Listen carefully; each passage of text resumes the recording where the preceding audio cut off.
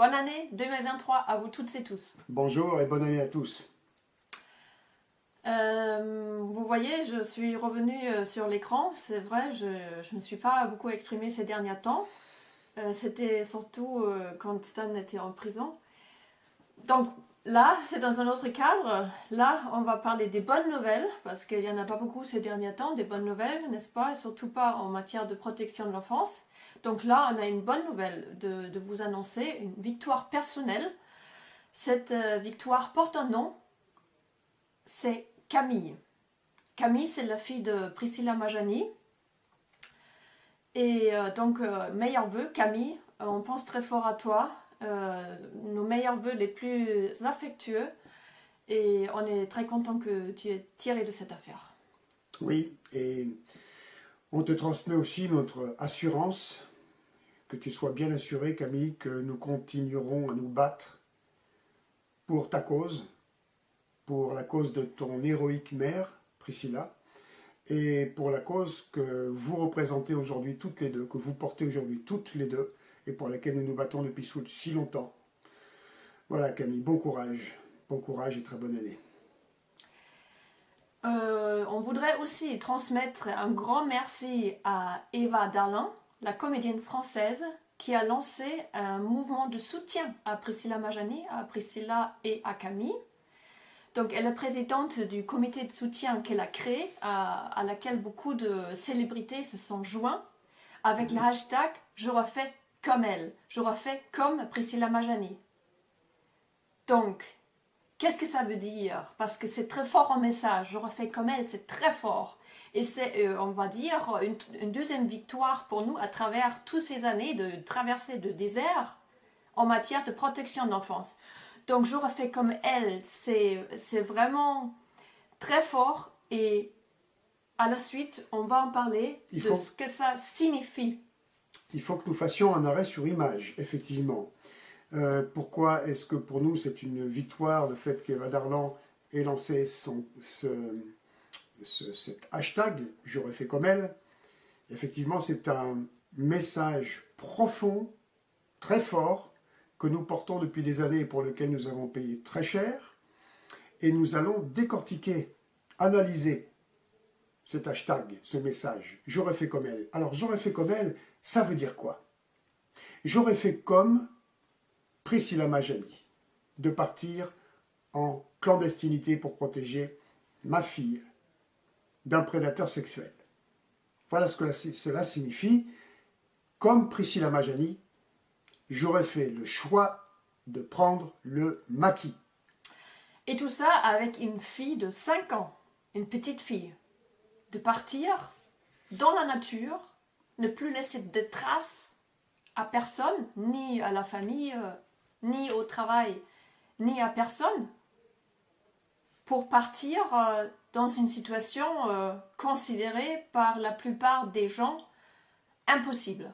Voilà, alors j'aurais fait comme elle, comme Priscilla Majani, j'aurais fait le choix de partir en cavale, d'être considéré comme un hors-la-loi. Parce que dans ces cas-là, on est considéré comme un hors-la-loi, dans une véritable inversion des valeurs.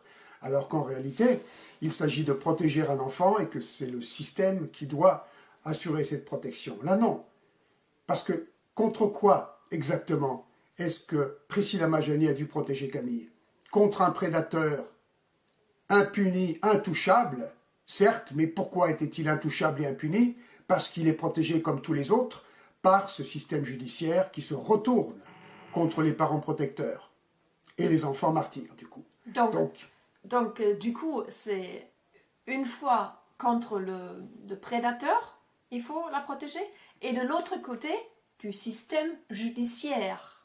Et du système dans son ensemble, parce que et c'est ça le problème. Nous sommes bien placés pour en parler. Donc, j'aurais fait comme Priscilla Majani. Comme Priscilla Majani, j'aurais fait le choix de partir en cavale, en sachant que je serais hors la loi dans mon pays, mais dans tous les pays du monde prétendu civilisé. Traquée jusqu'à l'autre bout du monde. Elle avait un mandat international. Traquée comme un animal, comme une terroriste internationale. Voilà ce que ça signifie. Comme Priscilla Majani, j'aurais fait le choix de tout perdre, de sacrifier une très avantageuse position sociale, de détruire ma position d'élite sociétale pour devenir moins que rien, pas seulement une hors-la-loi, mais moins que rien pour les ignobles en robe noire qui portent les jugements de valeur. Petit arrêt sur image, hors-la-loi, elle est toujours présentée hors-la-loi puisqu'elle ne se soumet pas aux décisions judiciaires, elle ne s'est pas soumise aux décisions judiciaires, mais techniquement, elle n'est pas hors-la-loi. Parce qu'elle a appliqué les lois de protection d'enfance. Exactement. Elle a appliqué les lois de protection d'enfance dans un système où l'inversion des valeurs et de la réalité règne. Bien. Et continuons avec le message de Priscilla Majani, le message, de Priscilla Majani, porté par Eva Darlan, j'aurais fait comme elle. Donc, comme Priscilla Majani, j'aurais fait le choix de sacrifier ma vie sociale, de sacrifier ma position d'élite pour accepter de faire des ménages pour pouvoir subvenir aux besoins de mon enfant et essayer d'éduquer. J'aurais accepté de vivre dans l'angoisse, dans le stress pendant des années, en sachant que si je suis reprise, je finirai en prison, j'atterrirai en prison, je serai jeté au fer comme un criminel, pire, avec le pire traitement que l'on puisse faire à quelqu'un, que le système ne réserve pas aux pédocriminels. Et que même, j'encours le risque d'atterrir en asile psychiatrique avec un traitement de camisole chimique pour avoir le cerveau grillé. Donc j'aurais fait comme Priscilla Majani, est un choix terrible, mais c'est un choix. C'est bien un choix qu'elle a fait, c'est un choix auquel tout parent protecteur ou se disant protecteur doit se confronter et se confronte quand le problème d'un viol d'enfant par un prédateur incestueux ou même extérieur à la famille se révèle. Que faire? Se soumettre au système, faire appel au système judiciaire, alors que l'on sait qu'il est organisé pour rejeter la parole de l'enfant martyr, pour briser l'adulte protecteur ou le parent protecteur qui tente de porter la parole de l'enfant, pour protéger le pédocriminel, protéger son réseau, protéger les réseaux et rejeter les enfants entre les griffes des prédateurs? Non, bien sûr. Le parent protecteur doit faire un choix en connaissance de cause. Et c'est pour ça que nous nous battons depuis toutes ces années pour que le contexte soit bien clair. Et nous avons payé le prix fort d'ailleurs pour amener cette conclusion de comprendre que le système judiciaire dans son entièreté protège les pédocriminels et les réseaux pédocriminels. Ce n'est pas des dysfonctionnements dans des cas d'exception. Et quand on est confronté à cette réalité, on ne peut pas, si on veut sauver son enfant, on ne peut pas se soumettre aux décisions judiciaires. Donc on doit devenir hors la loi, quoi que cela puisse coûter.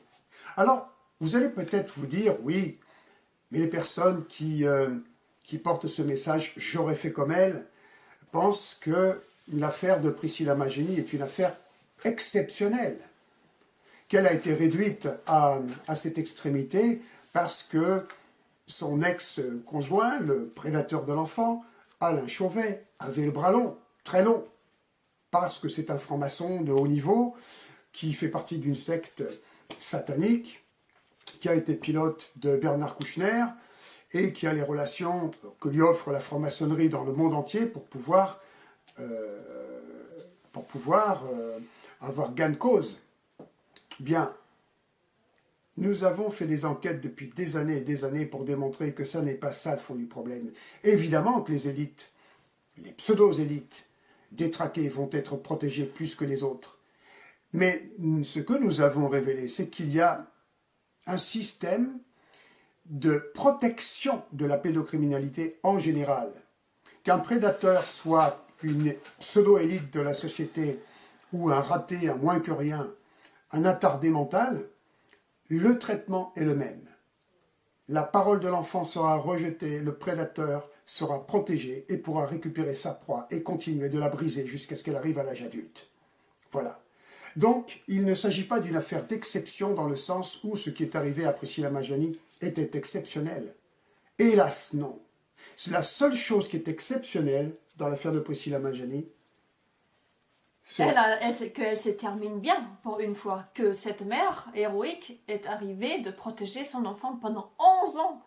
Et que donc maintenant, aujourd'hui, Camille a 17 ans et elle est tirée d'affaire.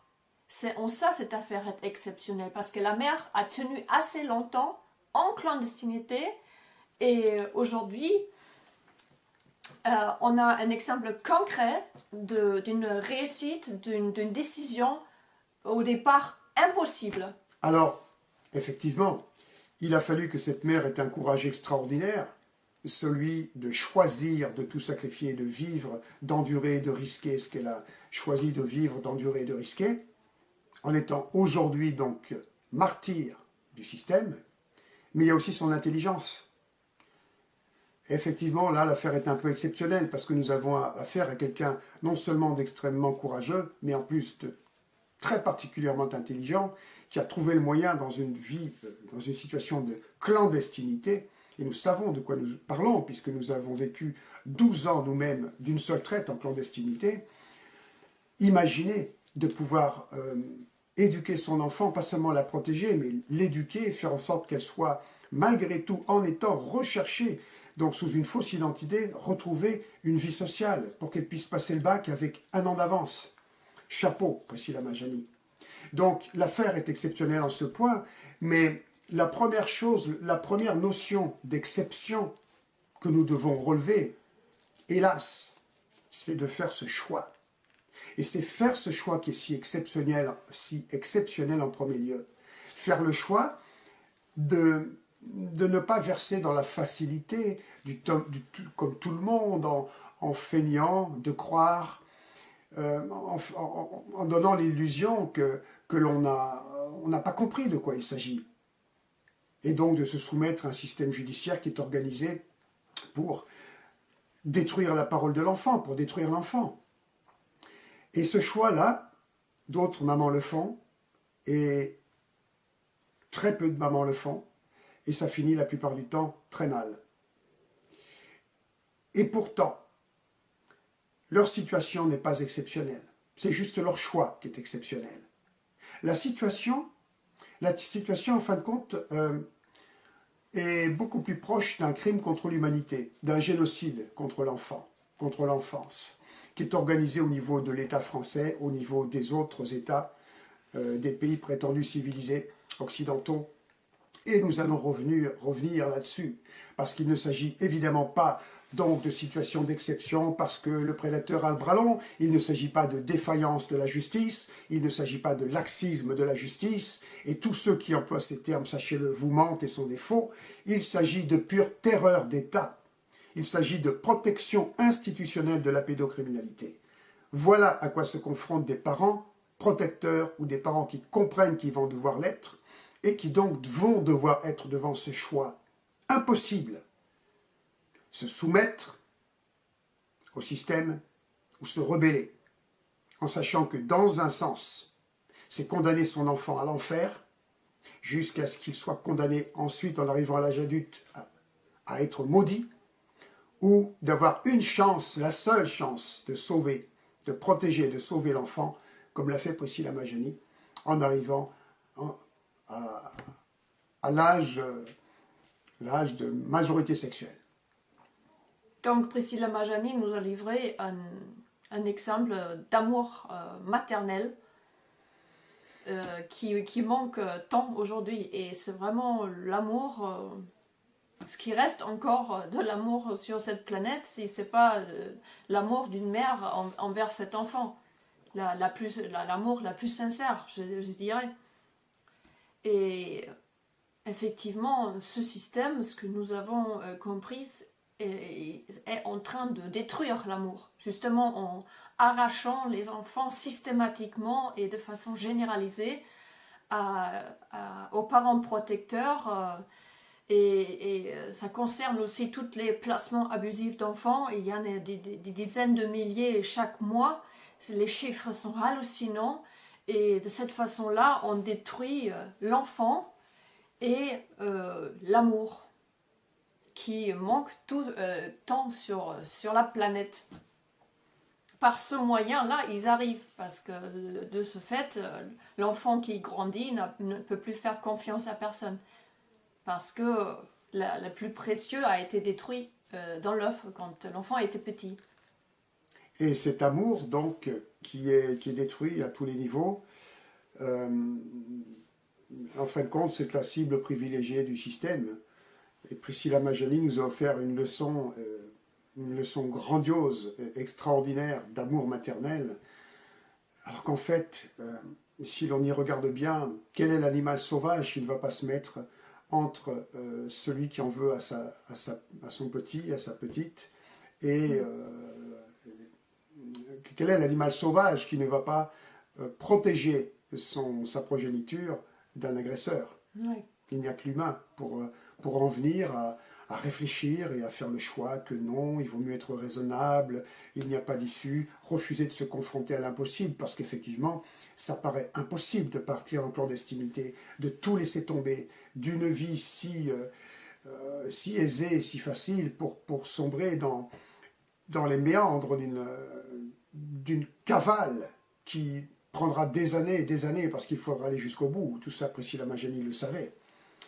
Donc, c'est une très belle leçon d'amour maternel, et ça valait vraiment le coup de marquer le coup sur ce point-là. Oui. En outre, le climat dans lequel l'affaire Priscilla s'inscrit n'est pas quelque chose de nouveau. Hein. Il y avait déjà dans l'année 2002-2003 un rapporteur de l'ONU, Juan Miguel Petit, qui est venu faire une enquête en France et qui a formalisé le fait que les pédocriminels sont formellement protégés par le système, que toute personne qui essaye de sauver, de secourir les enfants sont également attaquées par le système judiciaire. Et même les médecins sont menacés à ne pas faire des signalements s'ils observent des violences sexuelles sur les enfants. Les avocats sont également plus en mesure de traiter ces affaires s'ils veulent rester avocats au barreau pour ne pas être virés. Donc c'est tout un système qui est dénoncé par ce rapport déjà. Ça fait 20 ans maintenant. Ce climat effroyable a été formalisé, a été dénoncé. Et à l'époque, justement, il y avait tant de personnes, tant de mères qui fuyaient en Suisse avec les enfants. Et à l'époque, il y avait une personne exceptionnelle là encore. Il s'agit de George Glatz du CID, Comité international de la dignité d'enfance, qui lui s'occupait de trouver l'asile politique à l'époque. En Suisse. En Suisse, tout ça se terminait mal à la fin. Mais c'est-à-dire, on a déjà 20 ans en arrière, il y avait déjà une avalanche de mères qui fuyaient en Suisse. Même les journaux suisses en parlaient de ces mères qui fuyaient la France pour protéger les enfants. Donc le phénomène n'est pas nouveau du tout. Ce qui est nouveau, et pour une fois qu'une femme, elle a tenu bon. Et pourquoi ? Parce qu'elle a choisi, elle, la clandestinité. Et merci à toutes les personnes qui se joignent au mouvement lancé par Eva Dallin. J'aurais fait comme elle, parce que ça veut dire, je serais partie en clandestinité, j'aurais osé de faire l'impossible. Et ce qui est beau dans cette histoire, que l'impossible, des fois, n'est pas impossible. Oui, oui. Et c'est effectivement, c'est très émouvant comme réalité, comme message, comme histoire. C'est pour ça que pour nous, c'est une histoire qui... c'est un conte de Noël tragique. Tragique dans le sens où la mère héroïque, eh bien, aujourd'hui est martyre. Mais l'histoire est merveilleuse parce que, encore une fois, c'est une merveilleuse leçon d'amour, c'est une merveilleuse leçon de courage, d'héroïsme, ce dont nous manquons tant. Et je voulais revenir donc sur cette notion d'exceptionnalité de l'affaire. Donc, puisque tu viens de soulever le fait que cette affaire-là, que cette réalité ne date pas d'hier. Voilà. Alors il y a des gens qui vont être surpris, comment ça se fait, cette mère a été obligée de partir en clandestinité, quel dysfonctionnement a pu provoquer cela? Non, non, non. Voilà, Janet a été très claire. Il y a eu un rapport officiel de l'ONU, un rapport préliminaire en 2002, suivi d'un rapport définitif en 2003 par un rapporteur spécial du nom de Juan Miguel Petit, qui, suite aux actions courageuses, héroïques de ce monsieur, un véritable monsieur, Georges Glatz, qui était donc l'équivalent de sénateur en Suisse, qui, fin des années 90, recueillait des mères protectrices qui fuyaient la terreur d'État de France avec leurs enfants. Nous parlons d'affaires qui remontent à 1998, la fameuse affaire des CD-ROM de Zandvoort, sur laquelle nous avons commencé par faire une enquête au tout début de notre clandestinité. Autrement dit, l'affaire des CD-ROM de Zandvoort, qui a été révélée par un héros, un véritable héros qui lui est mort, Marcel Vervlouzem, a révélé au public, sur une affaire donc, a révélé au public la réalité du contexte dans lequel s'inscrit l'affaire Camille et l'héroïsme de Priscilla Majani, c'est-à-dire un contexte de pure terreur d'État qui persécute les parents protecteurs qui essayent de sauver leurs enfants de la pédocriminalité. Il y a 25 années, s'il vous plaît, que cette réalité a été formalisée, a été mise en lumière pour le public par Marcel Vervlouzem, par Georges Glatz, qui lui, du côté de la Suisse, a fait tout ce qu'il a pu. Alors Georges Glatz, à cette époque-là, il a organisé le CID, le Comité international de la dignité de l'enfance. Il a usé de tout son poids, équivalent de sénateur du canton de Vaud, pour que les parents protecteurs qui fuyaient la terreur de l'État de France aient l'asile politique, et ils ont eu l'asile politique. Seulement Georges Glatz, à l'époque, tout comme nous d'ailleurs, ne pouvait pas imaginer la puissance de l'ennemi, du système, qui ne s'arrête pas au pays des droits de l'homme, qui est un véritable pays terroriste, quel que soit le gouvernement, quels que soient les hommes politiques, les femmes politiques et leurs obédiences. C'est tout un système. Donc, le système a immédiatement fait la parade quand il y avait les premiers articles qui étaient effarants, avec les titres « Ces mères françaises qui fuient la France pour se réfugier en Suisse ». Interpol, avec l'asile politique, est venu arrêter ces mamans. Et il y a eu une véritable chasse aux sorcières, une véritable inquisition. Voilà comment s'est terminée cette affaire-là. Je sais que Georges Glatz, de son côté, tant que ses enfants étaient jeunes, était menacé. Donc il a dû se mettre un petit peu en silence, en veille, on va dire. Et que cet homme n'a jamais trahi qui que ce soit, bien au contraire, il a pris des risques inconsidérés, tout comme nous d'ailleurs, pour faire le maximum de sa position pour aider réellement les parents protecteurs et donc les enfants, l'enfance. Et cette situation, nous l'avons découverte bien plus tard, mais juste après les efforts de Georges Glatz, grâce à sa protection, en 1999, des mamans protectrices depuis la Suisse, ayant donc alors l'asile politique, ont saisi l'ONU et sont tombés sur ce rapporteur spécial, un type exceptionnel lui aussi, Juan Miguel Petit, puisque bien que travaillant à l'ONU, eh bien ça n'était pas un traître mais quelqu'un d'intègre.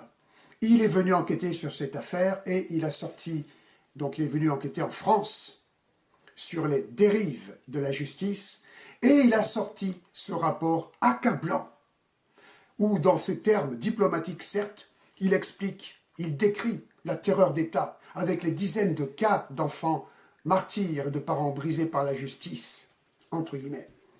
Il décrit tout cela avec un rapport définitif en 2003 qui a été étouffé évidemment par les autorités auxquelles il était adressé à l'époque, c'est-à-dire Jacques Chirac, Elisabeth Guigou, ministre de l'Injustice, mais qui a été étouffé aussi par l'ONU, il faut le savoir.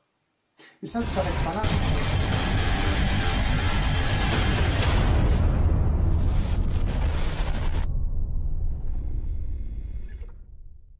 Bonsoir et bienvenue dans cette entrevue exceptionnelle donc sur Meta TV avec des invités que je vais introduire mais que vous connaissez déjà, donc Stan Maillot et Jeannette Maillot aussi.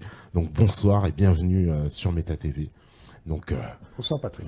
Vous êtes quand même, votre présence est tellement rare et votre parole si précieuse, j'ai envie de dire. Voilà, on vous a pas entendu, pas vu depuis longtemps, donc on est vraiment très enchanté de vous accueillir sur Meta TV.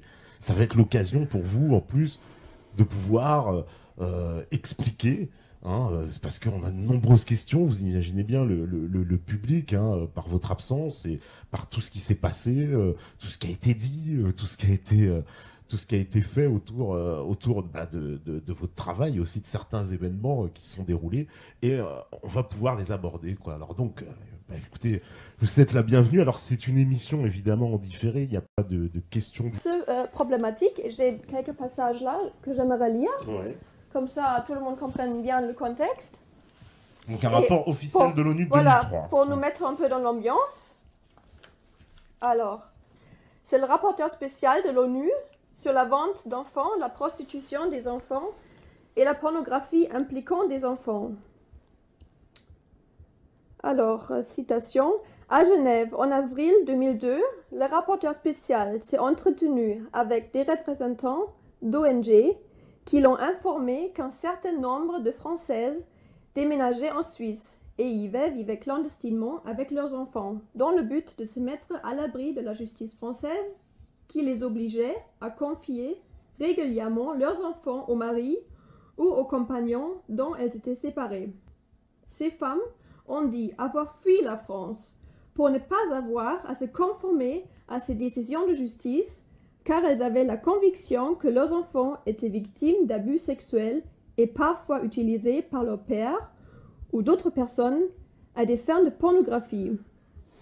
Le rapporteur spécial a également reçu des informations sur d'autres cas dans lesquels un parent, généralement la mère, avait choisi de rester en France et de se conformer aux ordres d'un tribunal civil, accordant des droits de visite au père, tout en intentant une procédure pénale contre lui pour abus sexuels. Et oui, c'est-à-dire ce contexte-là, c'est celui sur lequel donc on est parti en enquête depuis le début de notre aventure, après l'affaire Vincent. Et on a parlé tout à l'heure de la problématique des réseaux en off, il faudra qu'on revienne dessus. Parce que ce rapporteur spécial, donc, il rentrait vraiment dans le vif du sujet pour dénoncer ce contexte de réseau et de ce que nous appelons l'acquisition. Oui, ça continue après. On constate toutefois que de nombreuses personnes ayant une responsabilité dans la protection des droits de l'enfant, en particulier dans le système juridique, en particulier dans le système judiciaire, continue de nier l'existence et l'ampleur de ce phénomène. Les réseaux n'existent pas.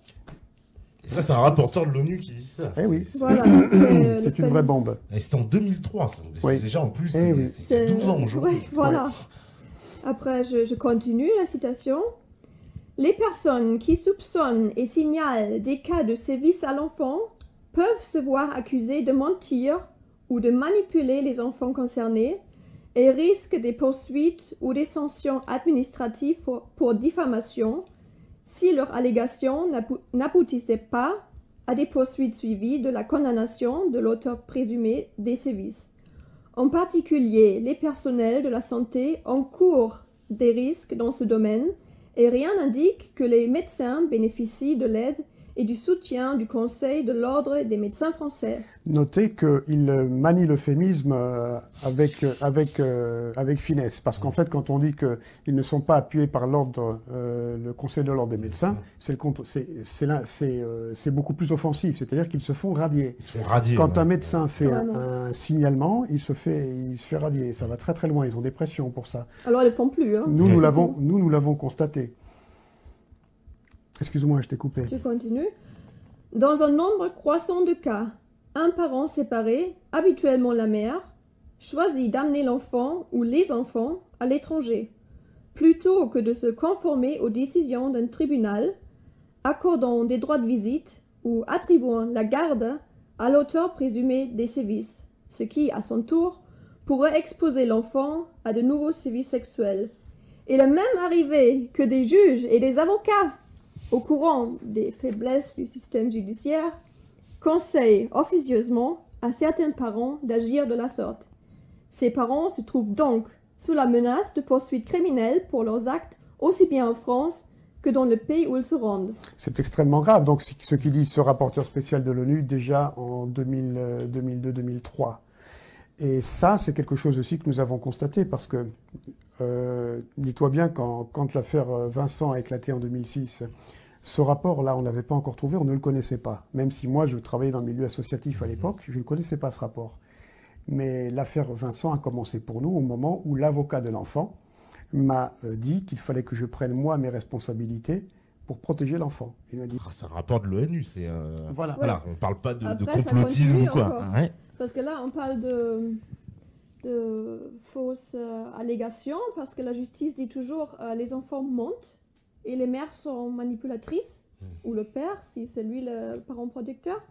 Et à l'usage de ce procès d'intention, le rapporteur spécial répond: il est certes possible que des fausses allégations de services sexuels contre des enfants aient été faites dans le cadre de procédures visant à attribuer la garde de l'enfant. Toutefois, le rapporteur spécial, après avoir examiné les preuves concernant les affaires portées à son attention, a pu conclure que ces allégations étaient sérieuses et fondées, et que la suite qui leur avait été donnée ne correspondait pas à l'intérêt supérieur de l'enfant. Parce qu'il est très important aussi, le rapporteur spécial tient à recommander à nouveau qu'un organe indépendant mène de toute urgence une enquête sur les carences de la justice à l'égard des enfants victimes de sévices sexuels et des personnes essayant de les protéger. Et nous, on peut dire, on a suivi cette recommandation. Nous avons fait des enquêtes indépendantes. Bon, on ne se prétend pas être un organe indépendant. Et lui, il avait dit de lui transmettre des nouveaux éléments à lui. Oui, c'est écrit là. Il y a encore ce petit paragraphe-là qui est intéressant. Alors, je vais lire celui-là aussi. Le rapporteur spécial espère avoir apporté des éléments judicieux au nécessaire examen public de ces importants sujets de préoccupation et invite le gouvernement français et les membres de la société civile à continuer de lui communiquer des informations sur les faits nouveaux pertinents en la matière. Ah oui, il parle bien des membres de la société civile aussi. Ouais. Alors, encore un petit qui me plaît, juste un petit paragraphe que, comme je t'ai coupé, on n'est pas passé dessus, c'était intéressant quand même. À un moment donné, il s'agissait de la réponse du gouvernement français. Dans sa réponse, le gouvernement français a indiqué que la Commission nationale consultative des droits de l'homme, un gros organisme franc-maçonnique, comme la notion de droits de l'homme, n'avait pas mandat de mener des enquêtes, mais pouvait conduire des études ou donner des avis, et qu'elle venait d'engager une réflexion dans la voie recommandée par le rapporteur spécial. C'est-à-dire que nous, on est en train de vous parler de réseaux où des gosses sont même mis à mort dans des dimensions absolument inimaginables, et on nous parle d'engager des réflexions. C'est ce qu'ils répondent. C'était la substance de leur réponse. Et le rapporteur spécial était obligé de conclure en termes diplomatiques, mais ironique, le rapporteur spécial se félicite de ce fait nouveau et estime vital que de pareilles réflexions soient menées publiquement, par contre, sur ces questions aussi délicates que sensibles. Ben oui, tu parles. Il se moque un petit peu de... Oui, alors, nous en fait, c'était très important aussi, puisque tu nous fais ce grand plaisir et cet honneur de nous recevoir sur ton plateau, de pouvoir un peu mettre les choses au point en ce qui concerne le contexte dans lequel les parents protecteurs sont pris, le contexte qui piège les enfants martyrs, le contexte donc de cette inquisition judiciaire qui a déjà été dénoncée bien avant nous, et qui, bon, pour nous, à notre petit niveau, en ce qui concerne nos déboires, est le contexte sur lequel nous avons évolué pour faire des enquêtes. C'est-à-dire que... Cette affaire d'il y a 25 ans en arrière, vous vous imaginez que 25 ans plus tard, nous en sommes toujours au même point. 25 ans plus tard, on découvre encore qu'une maman est obligée de prendre le maquis pour sauver son enfant et de s'en étonner. Parce que pendant ces 25 ans, ce qu'il s'est passé, c'est des enfumeries, ce sont des mises en scène jusqu'à créer des colloques internationaux pour décider de lois qu'il faudrait imaginer, qu'il faudrait créer pour venir, pallier un manque de précision dans le système juridique. Or, notre système juridique est parfait, nos lois sont parfaites. Elles sont simplement violées par ceux qui ont mandat d'assurer la justice pour nous dans nos pays, par des traîtres immondes déguisés en noir et qui ont pour mission de briser l'enfance et de répandre la pédocriminalité. Voilà la réalité. Donc pendant ces 25 ans, il n'y a eu que des manigances monstrueuses, écrasantes, nous faire tourner en rond, encore sur l'échiquier truqué.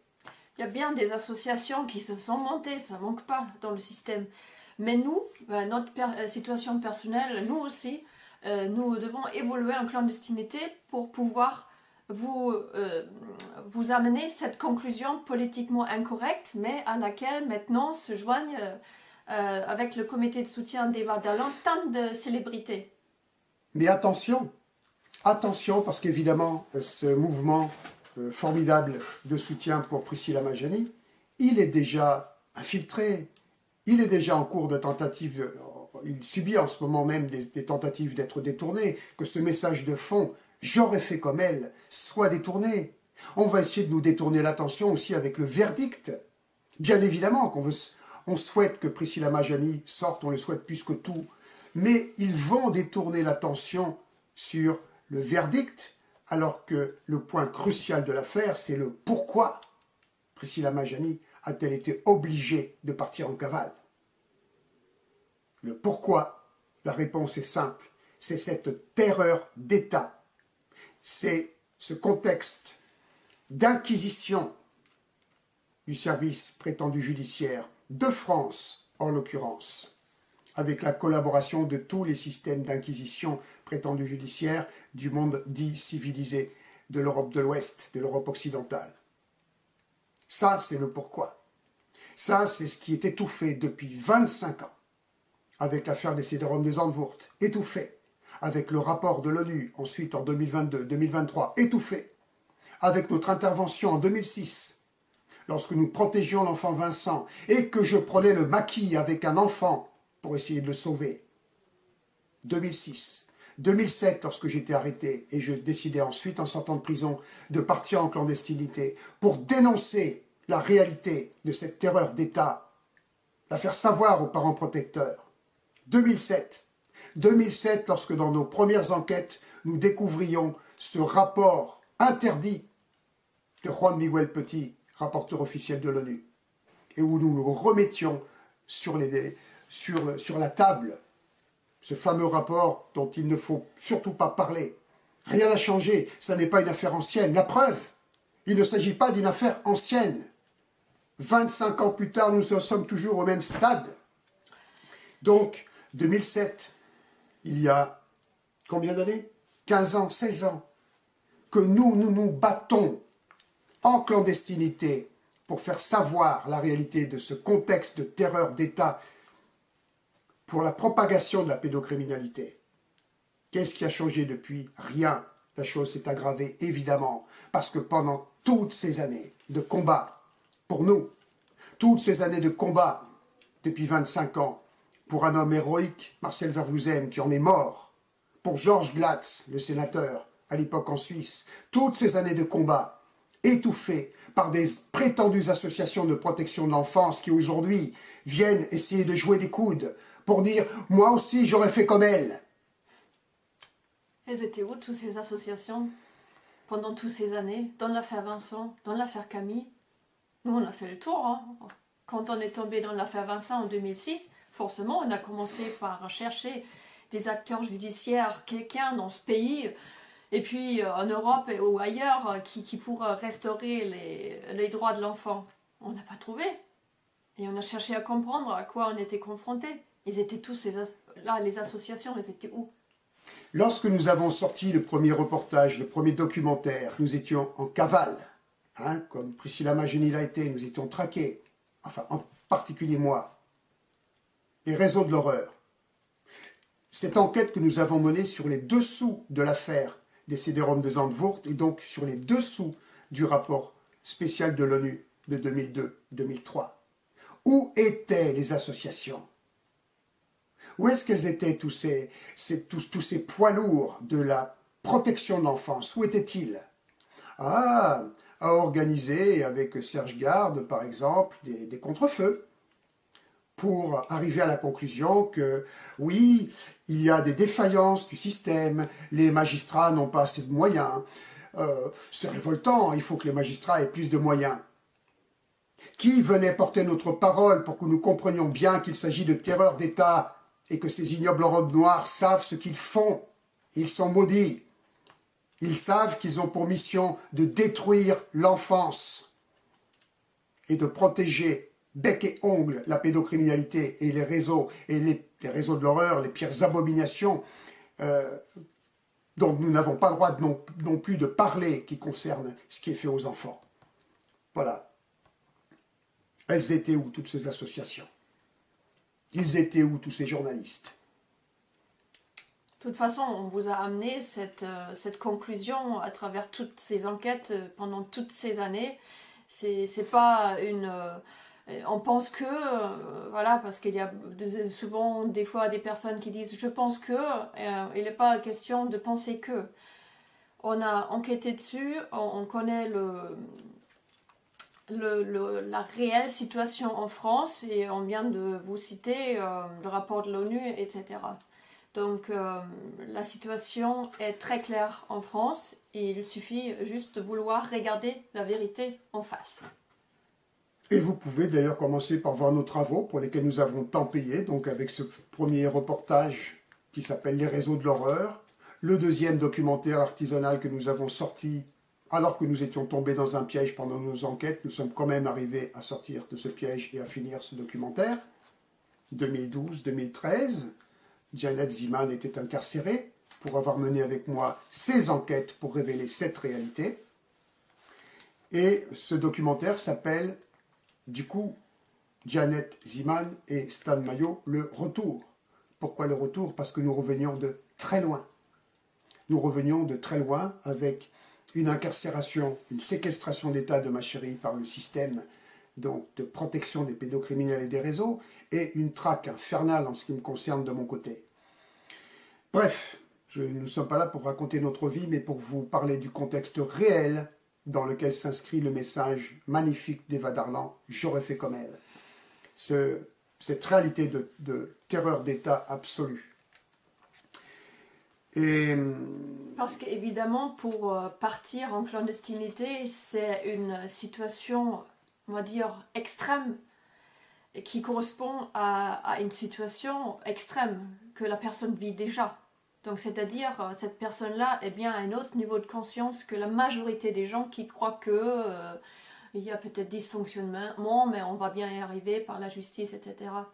Donc, ça correspond vraiment à une conscience qui est due à quelque chose de concret, quelque chose de fort, et quand on ne voit pas d'autre alternative que de prendre le maquis et de tenter à l'impossible. Tenter l'impossible. Uniquement quand il n'y a pas d'autre voie. Sinon, personne osera de vivre en clandestinité, se faire traquer, si il y avait d'autres choix, s'il y avait des choix plus commodes, des solutions plus commodes.